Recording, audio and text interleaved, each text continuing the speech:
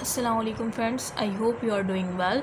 सो जिस तरह से प्रीवियस शॉर्ट वीडियो में मुझे आप लोगों से पूछना था कि आप लोग क्या एग्री करते हैं कि अगर मैं वन शॉट लेक्चर जो है एक चैप्टर का प्रोवाइड करूँ, सो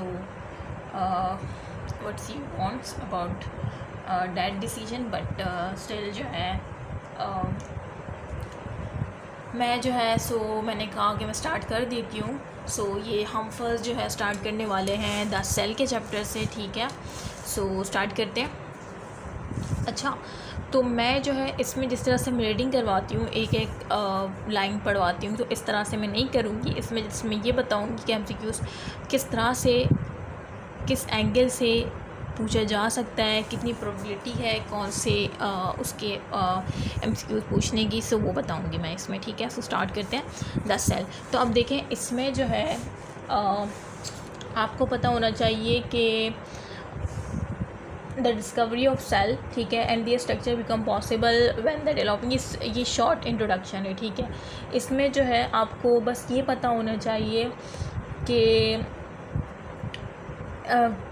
ऑप्टिकल कंपाउंड माइक्रोस्कोप की जो इन्वेंशन है was invented by David Jensen, इसका नाम पता होना चाहिए। और इसको मज़ीद मॉडिफाइड जो किया था वो गैलीलियो ने किया था, ठीक है। उसके बाद जो है आपको ये पता होना चाहिए कि जो टर्म जो है सेल, उसको सबसे पहले किसने यूज़ आउट किया था, तो उनका नाम पता होना चाहिए, रॉबर्ट हुक है, ठीक है। देखेंगे मैं सन का जो है ना, सन याद करने का इस वजह से नहीं कहती क्योंकि मुझे खुद भी याद नहीं रहता, ठीक है। सन याद ना करें, ठीक है।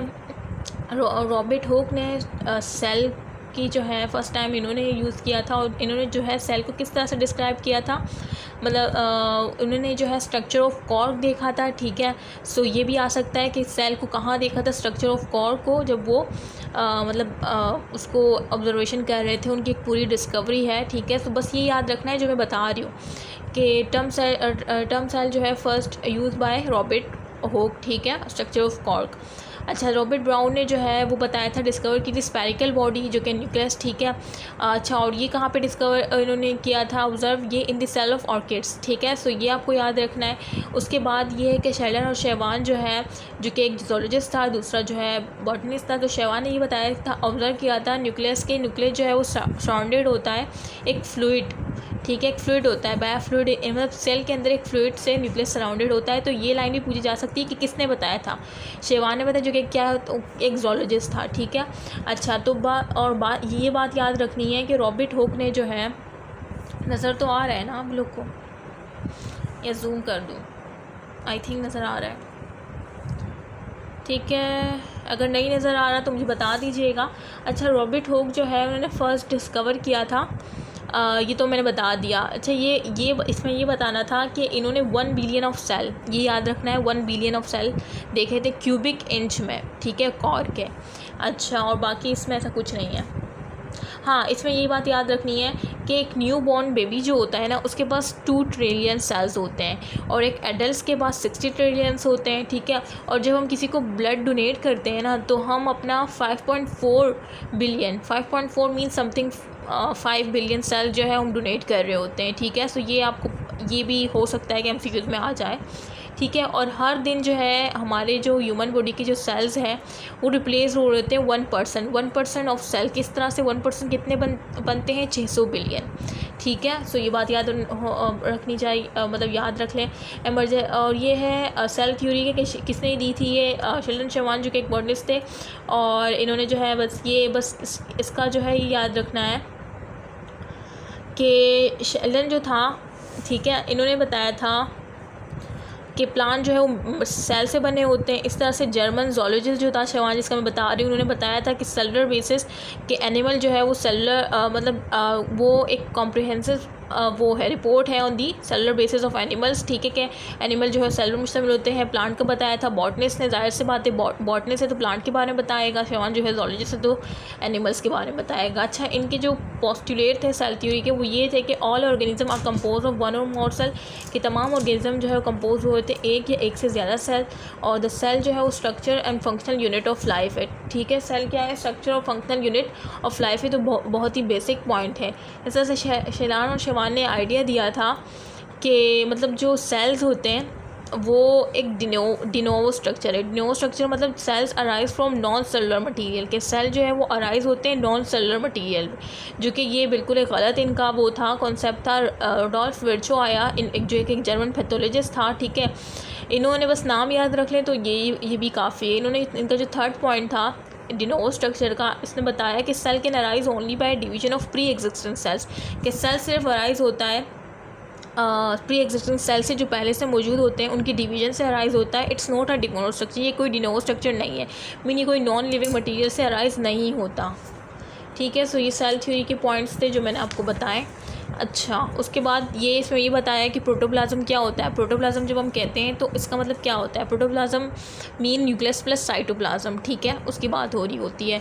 माइक्रोस्कोप जो है ये क्या होता है, हम कोई भी जो नेकेड ह्यूमन आई से हमें नज़र नहीं आता तो हम माइक्रोस्कोप यूज़ करते हैं।